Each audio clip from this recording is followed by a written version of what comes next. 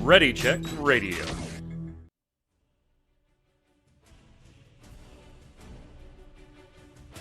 Stand by as we get ready to serve up all your news this week in the world of gaming.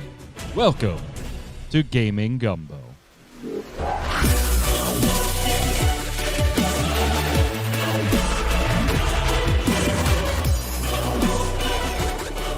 Hello, Internet, and welcome once again to Gaming Gumbo. It's Saturday at 7 p.m. Eastern. We're live, twitch.tv/ReadyCheckRadio. That means we're going to wrap up the week in gaming. I'm Mike Byrne, your host, as always, and I've got my panel, my illustrious panel, my fantastic panel, my panel of internet celebrities, absolute icons in the industry. Ready to talk about games with me. If you'd like to chat games with us, we're, of course, doing the show live Saturday, 7 p.m., twitch.tv/ReadyCheckRadio. If you're listening on Spotify or watching on YouTube, thank you so much. Very kind of you. If you have a moment, head on down to readycheckradio.com. In the upper right-hand corner, you'll see all of our socials, Twitch, Twitter, Facebook, YouTube, all that good stuff. Follow, subscribe, turn on the notifications, tell your friends if you like what we do and you want to see more of it. It's the easiest, fastest, and cheapest, because it's free, way to support us. And while you're on the site, you can check out the backlog of all the other podcasts, including the Relic Grind and the currently on hiatus Snowbound Blizzard podcast. Joining me to go through the news today, as always, Mr. Jason Winter. You are looking dapper this evening, sir. I just got to say. You. Yeah, thank yeah. You, but, you ready for a show? I'm as ready as I'm going to be, I suppose. I didn't I'm a little sad, though. I'm a little sad. Why? Wait, why are you sad? I'm sad because, you follow sumo, don't you? Just, right? You're a sports guy, right? No, you don't? You don't? Oh. I've seen funny sumo videos, and I do know you're into it, so I send them to you occasionally, but no, I don't watch it. Yeah, Hakuho retired this week. He's like the greatest of all time. 45 championships.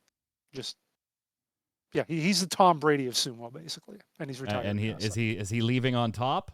Oh yeah. He actually his last tournament he won all his matches. There you go. I mean, that's the way to do it, I guess. But his knee is like bad, like really bad. So there you go. Also on the line, the resident artist for Ready Check Radio, Yad. How are you?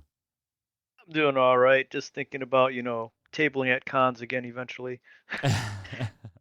Yeah, I mean that's so for people who don't know, you and the missus, your wife, you are like big con people, but you do like all kinds, not just you but her as well, like do all kinds of very artistic type stuff for cons. Like tell a little everybody knows you draw and you do graphic design and stuff like that. They could see it right down now on the screen and on basically everything on the channel.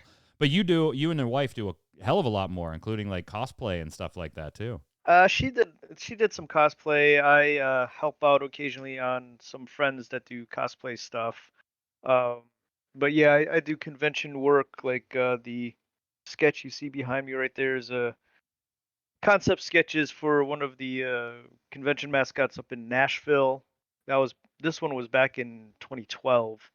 But yeah, it's been a couple years and. Part of me really wants to go back. It hasn't exactly been good conditions for the cons. It has not. Over the last 18 months or so. They are starting to come back up a little bit. Please be safe. Obviously, we would love for you to have those experiences. Right. They're tremendous, but please be safe. Yeah, my next thing would be I'm looking at if MomoCon down here in Atlanta is running next year. Probably going to do that if it's safe. Yeah. Absolutely. Speaking of that, there will be no Gaming Gumbo next Saturday. That's the 9th of October. And why is that? Yeah, because there's a con. We will be doing the Relic Grind on Thursday, but we will not have Gaming Gumbo on Saturday. My son, my daughter, and I are going to head a few hours east, about 4.5 hours east of the city of Pittsburgh, headed towards Philadelphia, to go check out Too Many Games Con at the Expo Center there. Masks required, even if you're vaccinated, which we are. So they're doing everything protocol-wise that they should do to keep everybody safe and have a good time. But it's a retro gaming convention, video game-wise, board game-wise, TCG-wise. So we will be streaming next Saturday. multiple times probably. We'll do like an hour or two before lunch, hour or two after lunch, hour or two in the evening type deal. So follow twitch.tv/ReadyCheckRadio. You'll get to check out the cons with us. I know when we streamed from Disney, that was quite popular, just to kind of, chill and hang out. But this will be a lot of fun, and I'm hoping to find some great prices on some retro stuff to refill some pieces, some holes in my video game collection. But let's get to the news. And we're going to start on a bad note. That way the rest of the show can just be a good note. On the good side of this, Blizzard was fined. And I guess, like, if you have to take away a good part of this, Jason, Blizzard did get some piece of financial accountability on something. So the EEOC in the United States here, forgive me, I think it's the Equal Employment Opportunity Commission. Is that it, EEOC? I think so. Yep. They fined Blizzard $18 million as a result of investigations that they have been doing for a few years now. Now, these are independent of the charges from California. These are independent of any charges by employees. These are independent of the charges that we expect to be forthcoming from the Communication Workers of America Union, the CWA. So totally independent of all that. That stuff's still going on. The SEC's investigation is still going on that we talked about last week. That has nothing to do with this. This is a different charge. Alleging a lot of the same, asking them to compensate and make amends to eligible claimants for things like, workplace and discriminatory practices, things like that. So they're all in the same ballpark, different charges though, different investigation. And you might say, okay, cool, 18 million, they got a slap. I'd argue, Yad, that it's even a slap. Let's put this into perspective. Jason and I did this already on the Always Online podcast on mmobomb.com. That is up on YouTube on MMOBomb's page and on mmobomb.com. Visit the .com. That's what pays the bills. That's what keeps Jason and I eating dinners. We talked about it there. I want to put it into perspective for you. In 2020, Blizzard's revenue exceeded $8.09 billion. With a B. Yeah. Billion with a B. That's their revenue, not their profit. I understand, but that's their revenue stream. If you break that down, divided by 365.25, that is a little over $22 million in revenue in a single day. Yeah. The fine was $18 million. Yeah. Less than what they made in a single day of revenue in 2020. Let's put it further into perspective. Call of Duty Warzone itself is estimated to make slightly over $5 million in revenue per day. And that's not even the upcoming Call of Duty with pre-order. No, that is Warzone. It's been out for a while. What's going on right now? Yeah, it's been out for a while. Makes a little over $5 million a day. The fine is absolute bullshit, garbage fine for these allegations, in my estimation. We don't know how many claimants might be eligible for a settlement out of this fund, Jason, if there are excess funds left over, which I don't think there will be. But if there are, they're also designating different charities that they will go to as well. So it's not like Blizzard gets some of that money back. It's good to see them fined, but this is a parking ticket to Jason Winter, right? I think I had a parking ticket once and it was like $30. So, and I just did the math that this is the equivalent. If you made like $50,000 a year, this is equivalent of $111. So it's a little more than a parking ticket, probably less than a speeding ticket though. So each claimant can, buy ramen for dinner that night. Well, but not the good kind, the Maruchan. Sure. It's kind of unreal, Yad. Yeah, it's like you want to see bad behavior punished, whether you're rich, entitled, middle class, struggling financially, any of that stuff. Bad behavior should be punished. Tarkoth in chat saying that they'd put this in the ledger under miscellaneous losses. I made the point, Yad, that you know what? This is a rounding error for this company. It's probably less than petty cash. Yeah. It probably is, like global company petty cash. Absolutely. Yeah. Absolutely. Just, we need to buy some more toner. So long It's about term, the then same let me amount as pose lawsuit. the question to you two gentlemen: are there going to be long term repercussions for Activision Blizzard as a company, whether it's from the SEC, whether it's from California, or are these things just going to buzz through the system, get settled for paltry amounts that are, well, by comparison to their revenue, paltry amounts, and then we move on? Like I want to see big changes there, and that doesn't necessarily, in my mind, mean that they need to shell out hundreds of millions of dollars in penalties and fines and things like that. Maybe that will help victims, certainly, and maybe that's what they're after and entitled to, certainly. I don't think it's required to have reform there and change in the company yet, but I'm just worried that, like, this is going to be another one of those, hey, how many of the Enron guys went to jail? You know what I mean? They're just gonna pay a cash settlement and get out of it, and then hope the community forgets after a while. I mean, it would be really good to see actual execs change, and actual policies and contracts and stuff become different and more fair, and the not needing requiring you to have what was the arbitrary Arbitration, yeah. arbitration clause in there where the company will you know it will was it is pays for the arbitrator, and therefore the arbitrator basically backs the company. That's bullshit. Yeah. On the good side of it, Tarkoth again saying, it depends on how aggressive California is, Jason. And I think there's probably a little more teeth to that one, simply because it's the state of California and not the feds. Sure. And that legislation and legislative body in California might try to be a little aggressive, but you still need an AG willing to back you on that aggressiveness. Yeah, and the only thing that is going to really matter, and the other one too big is the shareholders. That they also have a suit against them as well, and that's what it all comes down to. They'll pay an $18 million fine or a $20 million, or you see companies say, oh, we wrote this project off at a loss of $30 million. It's like, okay, whatever. You lose like 8 cents off your stock price or whatever the next day, so no big deal. And that's what it's going to come down to: is what do the shareholders think of it, and which is only going to really be affected by the actual money that comes in, which is going to be affected by what players do, what the fans do. I know there's all the talk of, oh, we should still support the devs. We don't want to you still buy the games, support them, make sure that the regular people don't get hurt by this. But there's no way around it. There's no way to do it without, I think, with some of those people, basically innocent people, getting hurt in the process. Otherwise, it's just a hostage situation. Yeah.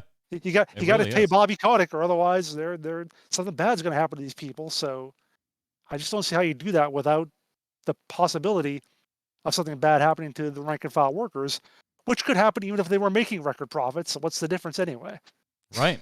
Right. Yeah. So Q just said the same thing in chat that you finished up with there. Regular employees are getting hurt anyway. Yeah. Yeah. So I mean, do those employees actually want to work there anymore? Is another thing. They want to work. They want to make Overwatch. They want to make World of Warcraft. Absolutely. Obviously, they don't want the other crap. Right. Yeah. But they would like to be able to make World of Warcraft without getting groped at 8 p.m. by 3 drunk guys crawling through the cubes. That's it exactly. Is it? I mean, this is such a crazy idea of what I might like to do for a living. Please don't grope me. Yeah. Oh, god dang. Anyway, a little credit where due. I don't have this in the show notes. Jason, you already know this, though, so you can chime in on it. Bungie, formerly in Activision, has released a number of things this week talking about being more proactive on these types of categories, whether it be diversity, whether it be accessibility, whether it be representation from underrepresented communities on their board, on their staff. And their board is made up of over 50% females and other underrepresented communities. So different inclusory positions that they have hired, and the removal from their employment contracts of things like arbitration clauses. Which is where I got that from, actually. Well, you actually read MoBomb? No, he didn't. You read that off the website. No, he read it on Kotaku. Never reads that MoBomb. Yeah, exactly. Yod is the king of linking stuff to us in Ready Check Radio's Discord, private Discord, and not realizing here's a Kotaku link, and both Jason and I are like, would you please just go to MMOBomb.com, We posted that yesterday. You expect me to remember things from yesterday. That doesn't Then happen. post Okay? it then. Post it when you see it on a mobile. But yeah, Yeah. Bungie, it looks like is maybe actually getting ahead of the curve, unlike all these other companies that have Mm. seen this crap happen for the past couple of years, and then still have it happen to them anyway. So It doesn't that's make your me hope. wonder if that's one of the reasons why Bungie got out of their contract as soon as they could with Activision. Yeah, so I Yeah. wanted to be altruistic and put good intentions on them too when I was doing the Always Online podcast on Friday. And I asked Jason and Troy on the show the same thing. I was like, maybe this had a little something. Obviously, it's probably not the only factor to maybe wanting to get out of Activision. But then it does kind of paint them in the light of if you knew this was going on in Activision and you split and you didn't say anything, you're just as culpable. Right. So, and then the second factor was Jason going, no, it was money. It was A lot of was it money. was money. Yeah. I'm sure a lot of it was money. I think it also had something to do probably with how they were telling the story in Destiny, because that has changed quite a bit since they split from Activision. Yeah. Anyway, just that's Yeah. not in the show notes. Just a little credit to them. Now, I don't want to spend too much time on this next topic, but I think people would comment, what the hell's wrong with you if we didn't. A little MMORPG called New World came out this week by Amazon Games. Don't know if you've heard of it. Don't know if you've heard of it. It was supposed to come out a couple months ago, and then a year ago, and then a couple months before that, but it did finally come out. I will tell you, if you want full breakdowns, and I mean most of the show breaking down the good, the bad, the ugly, the cues, all of that stuff, go check out the Always Online podcast. It's the newer version of the free-to-play cast on mmobomb.com. It's right on the site at the top in the banner, the most recent episode. Because Troy Blackburn, the Noob Fridge, Jason, and I, we spend the entire show almost breaking down every aspect of week 1 of New World. But in the interest of this being a weekly gaming wrap-up, and this is pretty big news for the week, I do want to give all three hosts here, including myself, just a little chance, a few minutes to kind of give you their overall thoughts. We're not going to dissect the cues and all that. Go watch Always Online for that stuff. But here's some overall thoughts. I'm going to start with Jason, because Jason didn't even plan to buy the game. Okay, well, that's it. Yeah, it's like I find myself going into this with very little knowledge too overall of the whole systems and everything, because I hadn't paid attention a whole lot because I wasn't planning. Well, yeah, to. you already was like, I'm not going to buy it, so you weren't following progression of dungeons and warfare and all that jazz. So I'm kind of learning as I go, and what it's realizing to me is I feel like the fact that it's not an MMO for beginners is what I'm thinking is a big part of it. Because the fact that I know how to do a lot of things, I have an idea of how, just in general, how not like how crafting works. Now you have to go and find different things in different places and so forth. It doesn't do a great job of explaining a lot of its concepts, but thankfully, because I have so many years of experience, I'm doing okay with it, but still even struggling to figure out a few of even the higher level, not level in terms of the game, like your number, but in terms of like the higher concept ideas of it. And that I think is going to be an issue in the long term, because Amazon doesn't want something that people are going to struggle to figure out, especially new people. They want something everyone gets into, makes up for that $500 million, whatever they spent, and gets as many people as possible in there. Ninja in chat agreeing with you, kind of summing it up, saying it doesn't hold your hand. Yeah, it doesn't hold your hand, which is not necessarily a terrible thing if you want that kind of game. Certainly MMOs can do that, but not big time, want to be like WoW or even Final Fantasy 14 kind of games. My thought is that New World is going to look different in about a year or 2 years. It's going to look a lot different than it does now, because they're going to have to make some of those changes, whether you like it or whether you like how it is or not. They're going to have to do that to keep those kind of people or bring in those kind of people at some point.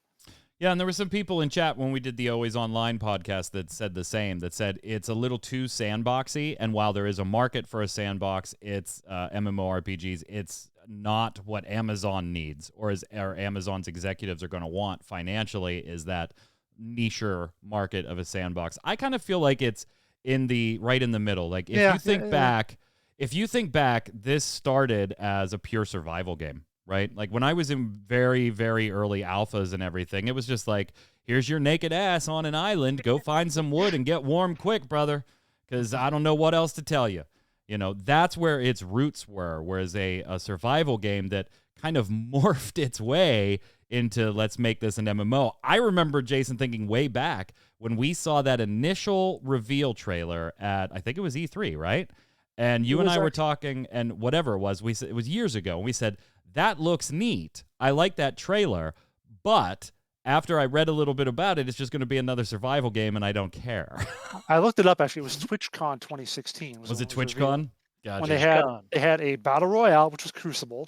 Yeah. They had an arena battler game, which was Breakaway, and they had a survival game, which was New World. Those were the three big things at the time. Yep. And Fracor in chat saying their game was originally hardcore survival. Yeah. So I'm not sure they ever want to be theme park. I disagree there, because I think the reason it's not hardcore survival now is because they needed and recognized we got to start incorporating some theme park elements. Dungeons are a relatively new thing to the game when you think about its development cycle. That's the other thing I'm hearing about too, is like there's no, like, the end game is all PvP, which is just It's a big part of it. It's like the faction warfare is a huge part of the end game, and I don't even fault them for that. Like, there is value in that type of end game, Yod. It might not personally be my end game, but when you have a PvP dominated end game, that is infinite player creativity. I understand that. Player creation of the content rather than waiting for the devs. You might not like that game style, and that's totally valid. Then you wouldn't play it. There are, to be fair, other things to do at endgame. It is not a strictly pure PvP endgame, and I expect there will be more PvE elements in future updates to the endgame when it comes to New World. But I don't blame them for that. Will I enjoy it? I don't know, but we'll see. Go ahead, Yud.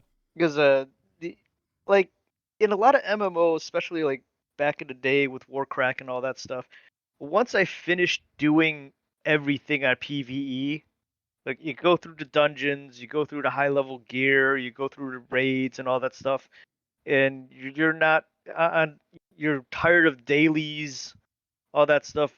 That's when I normally ended up in PvP. Right. You know, when you got nothing else to do. Yeah, there's nothing else to do, so you might as well just go in there and wreck some people in PvP. Yep. Even in Destiny, I mean, I don't normally go into PvP. I find myself this week going into Iron Banner and wrecking people, but normally that's not something I do until everything else is exhausted. And if in the game that's what the final thing is, you know, that's what your end game is. Don't get me wrong. There are other things, like Chad is talking about PvE invasions. There are those at endgame. Of course, crafters and gatherers and stuff like that. Their endgame is the market. That's not unique to New World. That's generally any game where there's crafting and gathering involved. So there are things to do. But faction warfare and PvP is a big part of it. I'm going to tell you this. I reserved judgment for a while. I'm actually enjoying the game far more than I thought I was going to. Same. And I took part in about half a dozen different tests from way early alpha all the way through the betas. The only one I didn't do was the last beta before this launch because I was just sick of doing the beginning stuff again. I didn't want to do it again. I'm enjoying it more than I thought I would. Will I continue to enjoy it? I don't know. There's a lot of nifty things in it. I laid it all out in both the Ginger Prime podcast that I was on Friday and the Always Online. So I'm just going to kind of leave it on this show I'm going to give it a thumbs up for now. We'll see in a couple of weeks, in a couple of months, if I'm still giving it a thumbs up. We'll see. But you know what I don't hate? What don't you hate? Yeah, and the inventory. You do not hate the inventory. I know. I especially want to make Yod know that I don't hate the UI. It is one of those games that we will warn you, it is a time sink. This is not an MMO that you can jump into, hit the duty finder, run a dungeon, and then go catch the bus to work. This is one that, you want to be a meaningful crafter, you are going to spend hours and hours and hours and hours chopping down trees, and then hours and hours and hours leveling up the crafting. And even just weapons, like it is a time sink. The more time you put in, there's no casual. I would not say there's any real casual aspect to this. You could certainly play it casually by yourself, but there's going to be a lot of different things that you never really get good at. in the game, and some features that you just never take part in. So, which is okay for like a single player game, but for an MMORPG, that's kind of tough because you want to Yeah. keep up with your friends and so forth. So it's one of those things where like everything I said sounds great. You're like, man, that would be very immersive, and I'd like to try that. And you have to get good at things by doing them. And you know what? I agree with you, but they don't hold in the modern MMORPG market. Right. They're one of those. Remember when WoW and this and that and this? Oh, that was so great. Well, let's do it again. Oh, no. I don't want to fucking do it again. I don't want to do it again. yeah, I'm seeing all the people that are like, oh, look at how many people it has on Steam. Look at all hundreds of thousands. I'm thinking, yeah, so did WoW Classic. How's that going? Everybody still playing that? No? Why not? Yeah, Justin and I are just going to disagree on this. He says in chat that he argue that it is a game for casuals. A casual can come online for a bit and easily see growth in something. Yeah, and I guess by that strictest definition, yeah, sure, you can go and you have 20 minutes, you go cut down some trees, and you leveled up your logging 15 to 20 levels. Okay, but it takes 50 for you to get to the next tier of being able to cut things down, and then all the crafting that you have to do on top of it. As far as I'm talking about like meaningful end game stuff, you're gonna have to put a lot of time into the early stuff. That's not a bad thing, by the way. Don't misconstrue me as slamming it. I'm all for something I got to sink a little more time into. I like a game where, hey, I put some time into it, therefore I'm just better than Jason at this particular thing. Well, yeah. I'm all for it. Which is fine. Yeah. But that means you are excluding a section of the population You could that be. can't do Absolutely. that. Yes. Absolutely. And the problem is, if Mike wants to do something with Jason, then he can't because he's level 50 and I'm level 20. So exactly. We'll see. It's very interesting. I give it a thumbs up so far. And the launch has gone far better than I thought it would, with the exception of queues. Go watch Always Online, where we kind of break that down. Go watch the Ginger Prime podcast I did Friday with Lono and Chris and Brian. We broke all of that down. And let's keep getting better. Better, right? We talked about the bad in the game industry, but it's not all bad, Jason. We got a wholesome story this week about why God of War Ragnarok was delayed. What happened here? We got a wholesome story, and it's all about hip replacement and knee surgery. Ooh. It's a cheerful, happy story. About lots of surgery, yeah. Christopher Judge, the actor who voices Kratos, of course, was a big time on Stargate. He apparently was the reason why God of War was delayed. A voice actor. The voice actor. Yes, the main voice actor. Right, granted, but a voice actor. We've seen them often replaced, even prominent characters. Yeah, hell, true. we saw Kiefer Sutherland get thrown in for Solid Snake because they wanted a name that was Hollywood and not David Hayter. Mm-hmm. So we've seen high-profile voice actors replaced. He was not. But Christopher Judge posted on Twitter this week to say that to the beloved fandom, God of War Ragnarok was delayed because of me. August 2019, I couldn't walk. Had to have back surgery, both hips replaced, and knee surgery. They waited for me to rehab. And he continues on, where is it? That's right, it's a multiple tweet thing. But basically, if you just read that much, you see that, they stopped because of, they delayed the game because of his rehab to wait for him.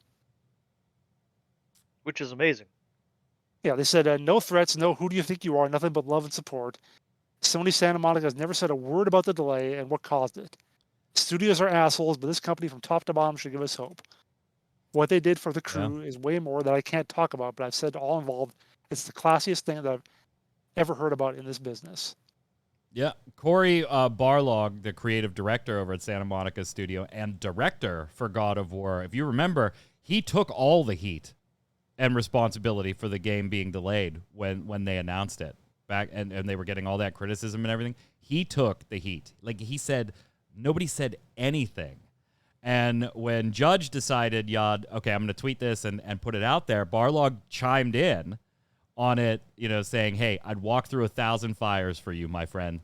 And he put in this tweet, the Aragorn gif from Fellowship that says, you have my sword, and all that stuff. It was absolutely tremendous stuff. This is the kind of stuff I like to see. Definitely. So there are still some good studios out there. Kind of. Maybe. Let's talk acquisitions, gents. Sony has picked up Blue Point Games, and I got to say, I'm not even remotely surprised at this one. Now, we've talked on the shows before about Microsoft acquiring studios and possibly maybe looking at acquiring another one. We've also talked about Sony picking up House Marquee, the one that did Returnal, and some other smaller companies along the way. But now Sony has picked up Blue Point. If you don't know who they are, they've kind of been instrumental, right, in some remakes of games, including the Demon's Souls remake that is very well received and is tremendous on the PlayStation 5, has picked them up. I like this acquisition for them. Yad. This is... It makes sense. And they want to make original games, too. They've already proven their pedigree time and time again with remakes. They know how to do a remake, man.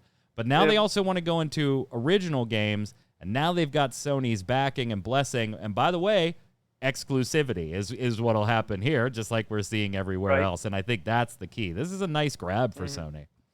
Yeah, they're looking. I think Sony is looking more for, as opposed to what Microsoft did with Bethesda, where it was an established massive buyout.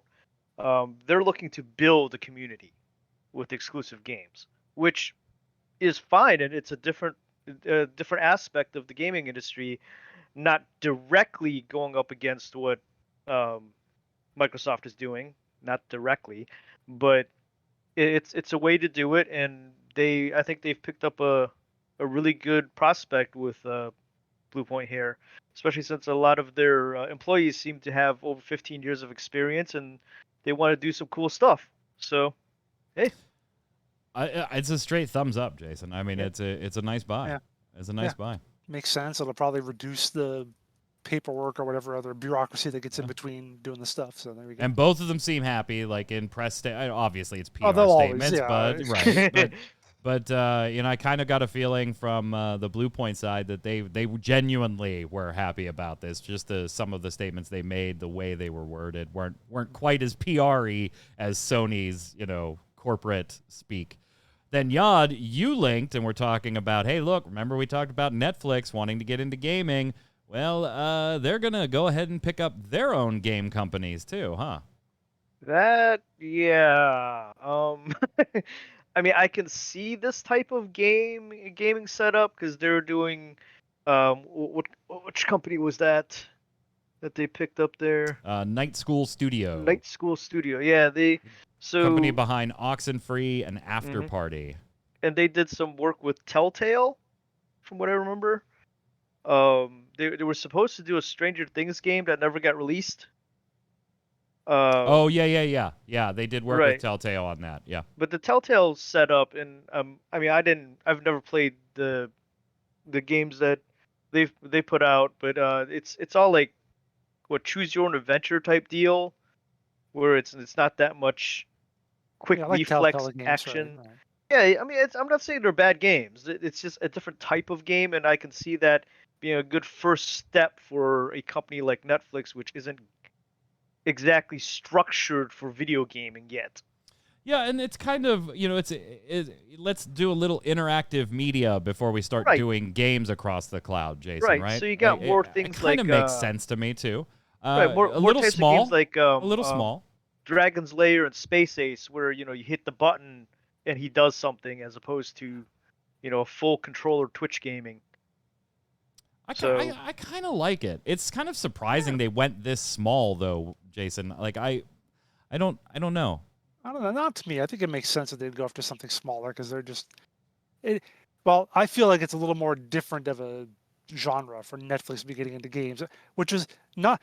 Speaking of interesting PR, just the one line in the blog post by Night School, it said, "Our explorations in narrative gameplay and Netflix's track record of supporting diverse storytellers was such a natural pairing."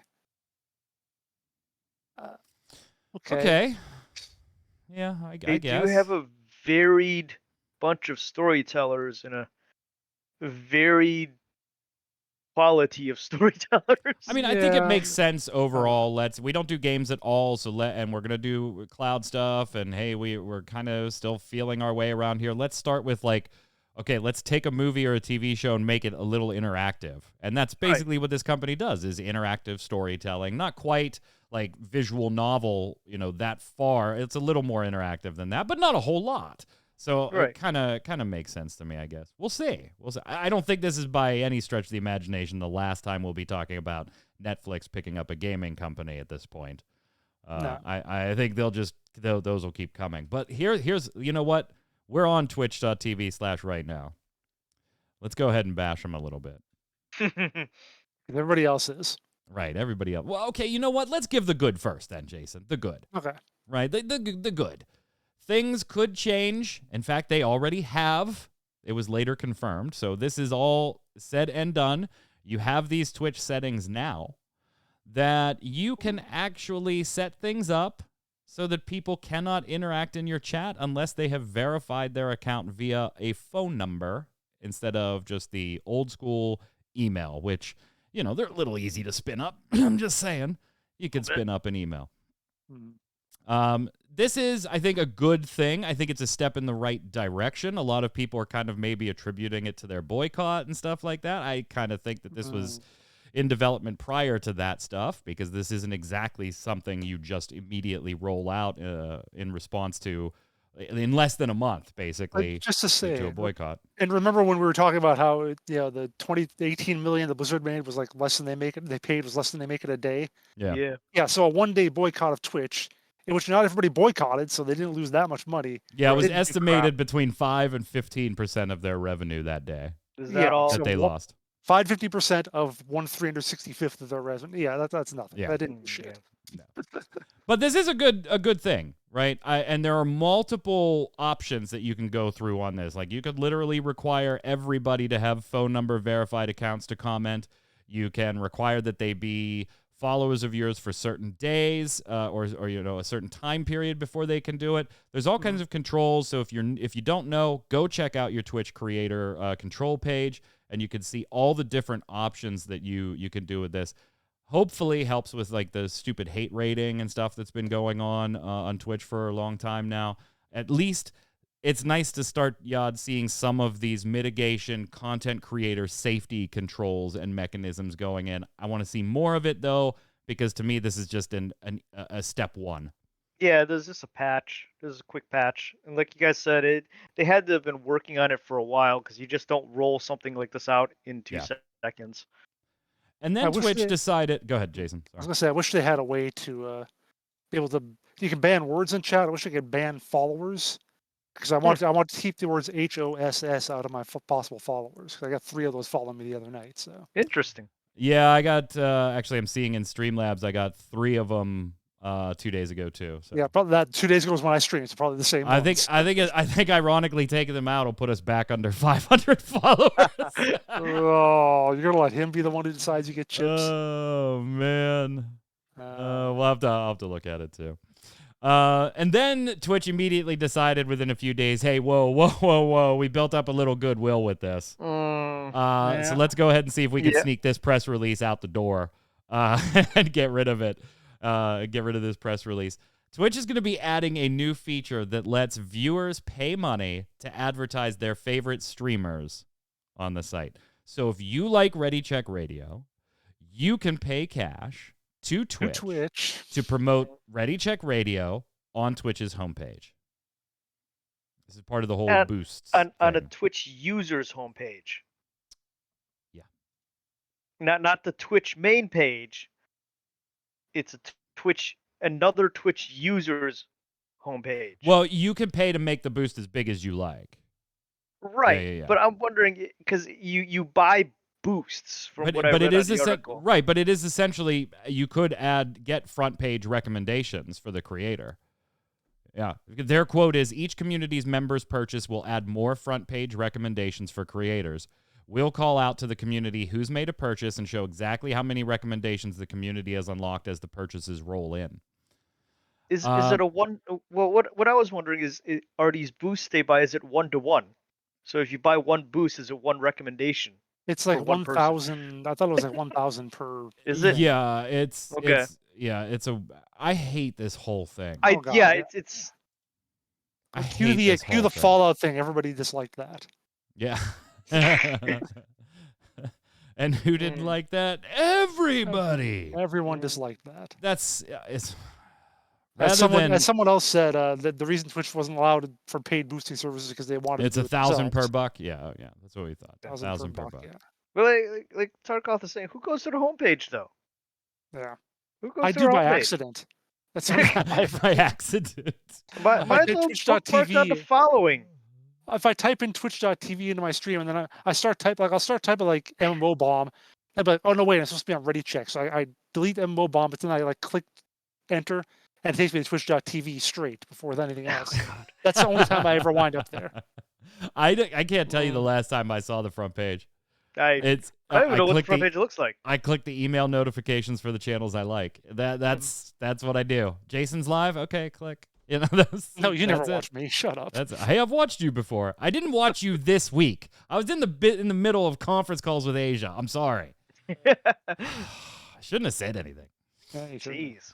I am very, very happy, gentlemen, at this rumor because I think there's one of those. It's corroborated by so many different sources that would come across the information in different ways that I'm very happy. But there are rumors that Konami is working on a new Metal Gear, Silent Hill, and Castlevania games, including a remake of Metal Gear Solid 3, Snake Eater in development. Castlevania game is a total reimagining of the series. That's being done by an internal studio in Japan from these rumors. The source of these rumors, I guess I should say, is from Andy Robinson, who was telling the main source for this, at least from conversations to GameSpot, was Andy Robinson talking on the VGC Off the Record podcast this past Friday, and there's also a VGC story published on the site. The Metal Gear project is said to be in the works at Virtuos, the Singapore-based studio that has worked on a series of high-profile games and ports, including Dark Souls and The Outer Worlds for Switch. And multiple Silent Hill games are in the works, one of which has been outsourced to a prominent Japanese developer, Robinson said. All of these new projects will begin to be announced in 2022. GameSpot obviously contacted Konami to try and get more information. They didn't. But this comes from basically Konami saying, you know what, maybe we should shift our focus back into big, large-scale game development for our key IPs. And maybe that's not a bad thing given the way the eFootball series is being received right now on Steam. I love this idea, Jason. I love this. I want to see new games in those series. I would like to see reimaginings of some of these things, but that it relies on them being good, right?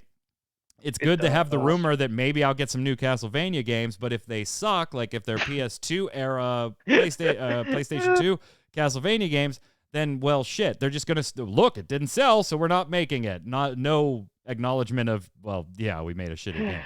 You know what I'd like to see? I'd like to see like an open world Castlevania game, like a 3D open world. A new world Castlevania?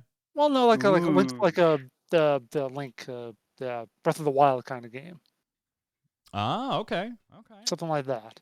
You can use your whip to hook onto stuff and whip around and climb and so forth, all that stuff. That could be interesting. That's what I'd like to see. I don't want to see a remake of another 2D game. Whatever. Okay. I love Metal Gear Solid 3, and I still don't want to see a remake of that. I played it already. I played it like twice. So. All right. So not as happy as I am. Yod, where do you stand? I'm wondering who this high-profile Japanese company for a Silent Hill game is. Well, we already knew there's a Silent Hill game in development. It's called Abandoned. Don't do that. Don't do that. Oh my God, where's the corkboard? Yeah, by the way, the reference to eFootball there, that is not being received well on Steam. No, it's better now. It's up to 10% positive. Yeah, it was 8. It was 8 when we wrote it on MMO. So what are these complaints that people are having with this game? Oh, it's awful. It's awful. Like, people are bitching about content, which I'm not really sure why, because we knew, well, maybe they just don't follow the way we do. We knew that it was going to be light on content when it launched. They were very open and upfront about that. But apparently, it's a like sports ball game, though, right? physics. What's that? It's a sports game, Yeah, though, right? It's yeah, you yeah, expect it's soccer. more, so Yeah, it's So- soccer. yeah. It's their new PES. They don't do Pro Evolution Soccer anymore. It's now called eFootball, and it's free to play. Okay, so it's one team against another team playing a match of soccer or football, depending on where you live. Right, but the ball Um, doesn't do what it's supposed to do sometimes. The players don't do what they're supposed to do sometimes. Some of them just watch the ball. Oh. Like, yeah, it's, Oh my it's God. And getting even so, slaughtered. imagine if Madden NFL decided it was going to be free to play, and then when it And it released, didn't work. well, and it only had like 8 teams. Like we'll get the rest later, but for now it's only got 8. Yeah. Yeah, that wouldn't go over well. And it Yeah, can only that be- would kind of yeah, suck. Yeah. I can see that. So I love that rumor, and like I said, I'm all for it. Jason's not, but whatever. I'm good Oh, for it. I guess the I rumor, like by it. the way, of the 4K Switch Pro, yeah, that rumor we talked about, that's dead. Apparently. Nintendo got fed up with Bloomberg, is what happened with this one. Bloomberg wrote a report that publishers were getting builds of and pressure from Nintendo to build 4K games for an upcoming Switch Pro that was then canceled, and Nintendo was like, okay, no, Bloomberg. And they released a statement saying that Bloomberg falsely claims that Nintendo is supplying tools to drive game development for a Nintendo Switch with 4K support. They insist that it is not true. Separately, it says they have no plans for any new Nintendo Switch other than the slightly refined OLED model that we talked about previously and comes out next week. A Zynga spokesperson, Sarah Ross, also denied the report, telling Bloomberg and Kotaku to clarify Zynga does not have a 4K developer kit from Nintendo and that they weren't asked to do games like that, and they have not received any other kits from Nintendo. So I guess that one's dead. Except if you read the last paragraph of that article. Yeah, maybe. Eh. I didn't get that far. Yeah, I'm Lady- doing all the hard research.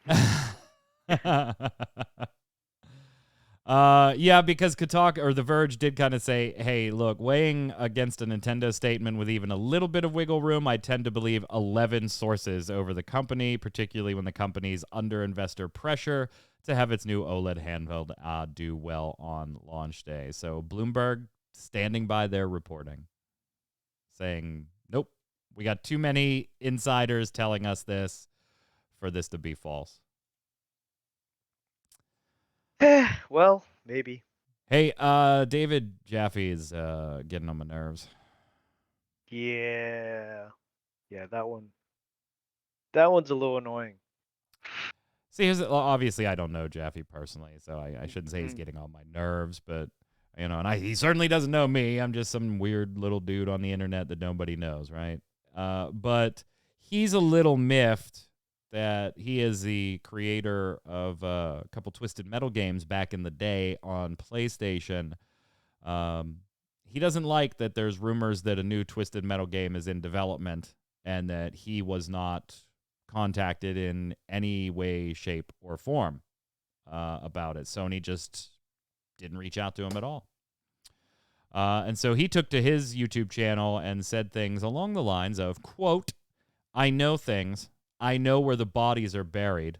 Hell, I know who pulled the trigger before they buried the fucking bodies. What even? He does say that, hey, the Netflix series that's in development for around Twisted Metal, he said that those companies reached out and they were very respectful and they talked and everything. He might not have anything to do with them, but acknowledged, hey, that was respectful, but says Sony just has not done the same. He also says, like, hey, I don't have any relationship with Sony. Like, I don't have any relationship with them to this day. And he said that the studio behind the TV series, it was a respectful and nice thing to do to reach out to him, and he appreciated it. But he didn't get that from the game people.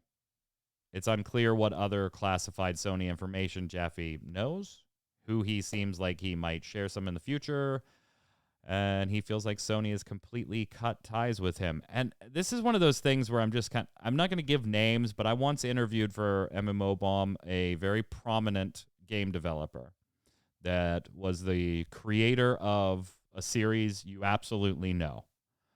And I walked away from the interview going, that guy's a real asshole. That guy is a real asshole.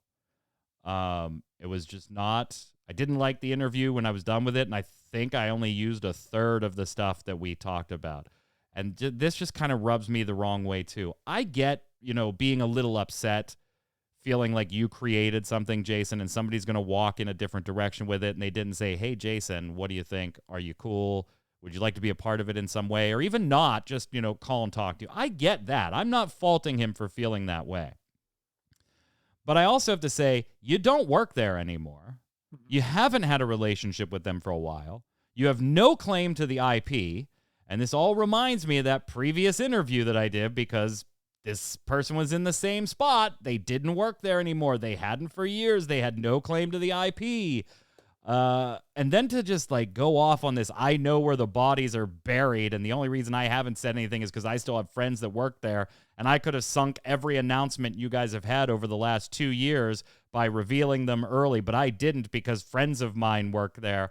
Okay, But well, that once also those would've- friends no longer work there. But yeah, that was it too. Once they no longer work there, you won't know any of the announcements ahead of time. Right? Yeah.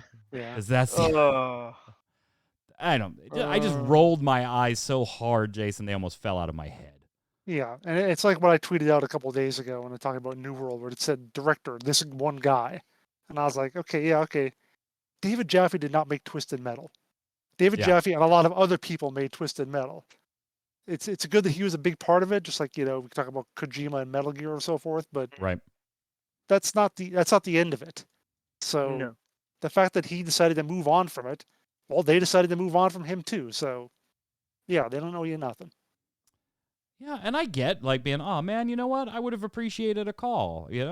I was part of that too, but maybe they just don't feel the same way. And I get even being a little upset, but yeah, I think I don't know. I mean, owning properties and working on properties and stuff is something that, I have to deal with occasionally. And I mean, a lot of times you do feel a little bit of ownership when you're working on this stuff because you Absolutely. put your heart and soul into it, Absolutely. which is fair. But what it comes down to at the end of the day, though, is when you're done with that project and you walk away, part ways with the company that's producing that project, and they decide to put someone else on that project, even if it's 10 years, 20 years, 30 years down the line, and they decide to revive it again, you're out of the picture. Yeah. You've done your thing and you walked away and are doing other things. They don't need to come back to you and say, hey, man, we're going to revitalize this project now. Because you did your thing. You completed your contract. Rolled That's my all there is to eyes. it. Hey, just in Yeah. time for Halloween. Last 2 bits before we wrap it up with Game of the Week. Just in time for Halloween. Yod, we made it. Jason doesn't care. But the Resident Evil 4 VR remake is going to release just in time for Halloween. We're going to see it on October 24th. RE4 going to VR. I loved RE7 in VR. I still haven't tried 8 in VR. I need to. But I loved RE7 in VR on my PSVR. This one does have the little caveat, by the way, though, that it's only going to be on the Oculus Quest 2. So you have to have that to play. We have that, so I'm okay. But I am super interested to give this one a whirl on VR. It looks good. It does, look doesn't good. it? The floating hands bothers me not as much as the limp wrist ones do, but the floating hands with no forearms do bug me a little bit. But everything else looks amazing. Yeah, it really does. No, full RE remake for just regular consoles right now, Chad. But this is for a VR remake, just a VR version remake. I'm just happy I get to play it right around Halloween. We've already started at this house. My oldest son put together a list of one Halloween or a scary related movie per day from October 1st through the 31st. So yesterday we kicked that off with Army of Darkness. Ooh, nice. Absolutely had to watch it. Hail to the king, baby. Yep. Had to watch it that way. So that's where we started. Got another one up tonight. And this last piece is, we should start doing a segment, gentlemen. If you come across them, save them for me. Because I wouldn't mind doing this type of segment. I just the dumbest fucking gaming headlines that you can possibly find, or the just most wildly misleading headlines designed to just clickbait you in. I'm going to read you this headline. Okay. And you're going to tell me what you think it means. Discord is now usable on Xbox consoles thanks to latest browser update. Sweet. Yeah, great. Yeah.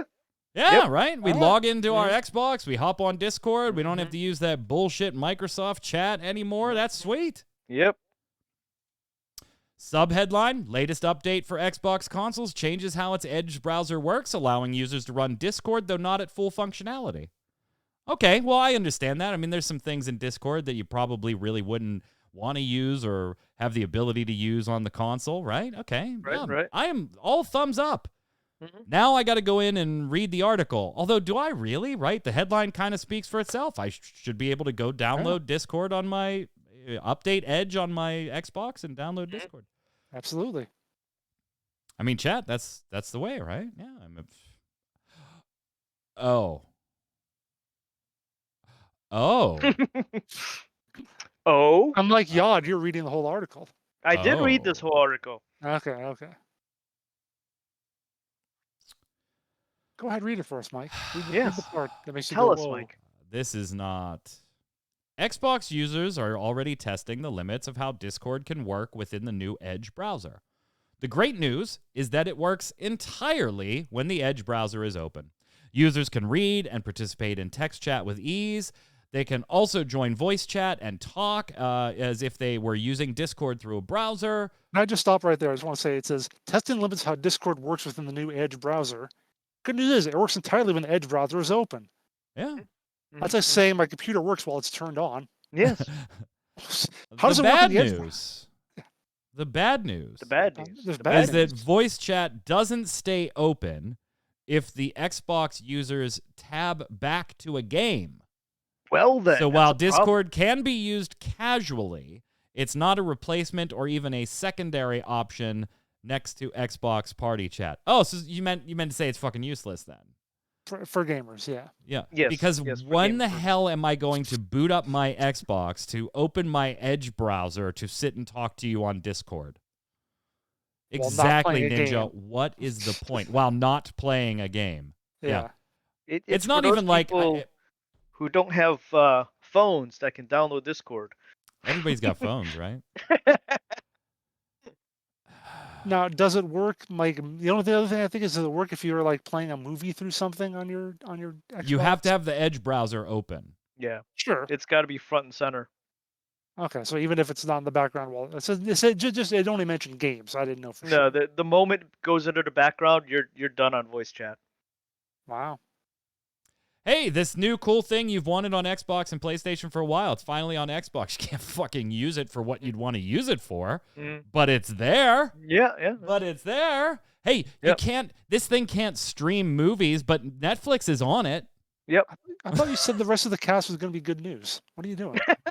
Putting us out on this note? I just wanted to point out dumb headlines. So if you see dumb headlines this week, put them in the comments below, or just wildly misleading like that one was. I literally labeled that. This is a headline I'm pretty sure made people happy until they read the damn article.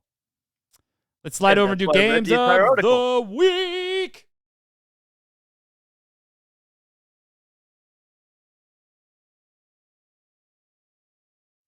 Ninja Pandas in chat. You might as well give them MSN Messenger. For those of you that don't know, this is Games of the Week. This is the segment we wrap up the show with every week, where the three of us give you a game. It could be something we're playing now, played in the past, never played but want to check out, or board game, card game, whatever, and recommend you should check it out. In the comments below on ReadyCheckRadio.com and on YouTube, you need to let us know who gave the best recommendation for the game of the week. I'm going to go with one that 24 hours ago I wouldn't even have thought to recommend to you. So I've known about Ascension for quite some time. You may too. The World of Warcraft, not exactly legal servers that modify the rules of some things. And, you know, if you want to be a rogue that can cast fireballs and make yourself invisible while having some holy pally healing spells for you, you can absolutely do that. And the team's been working on a bunch of other things, including an alpha with like 21 unique classes they're making and all kinds of fun stuff. So if you've wanted World of Warcraft with the rules gone, somebody in my rating guild last night, you know Lil Missy, if you've watched Ready Check Radio for a while, she did Lore or Lies segment on our Blizzard podcast, and will do when we revitalize that. Her fiance is a friend of mine, a healer in our guild, and he said, I got to get you to check this out with me. And I said, well, I know what it is. And he's like, come on, you got to check it out. I wake up this morning, I got a fucking link in Discord, not on my Xbox, on my PC. A link in Discord that's just to it. So I boot it up. I spent all afternoon fucking playing it. I'm going to play it later tonight too, as soon as I get all this up too. So that's going to be my recommendation. Free to play, Ascension. User buyer beware, I guess, because technically it is an illegal server, so it could be gone at any given time. You never know what happens with that stuff, so buyer beware.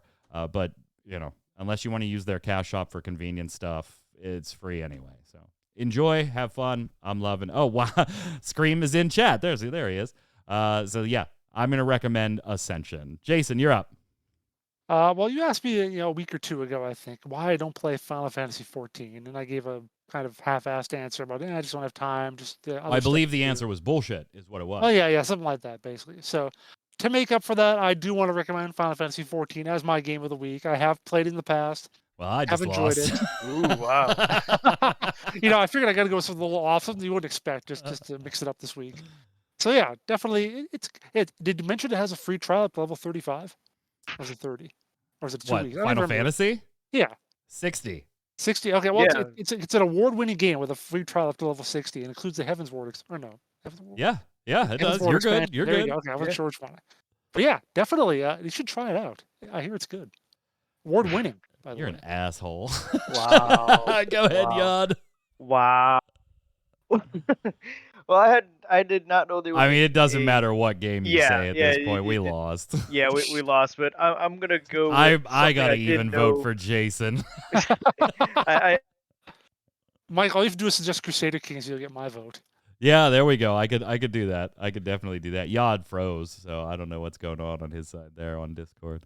He just like noped out. He's like, I'm not gonna. Yeah, play he this. just I'm left the gone. show. He was like, "Fuck it." He said Final Fantasy 14. I lost.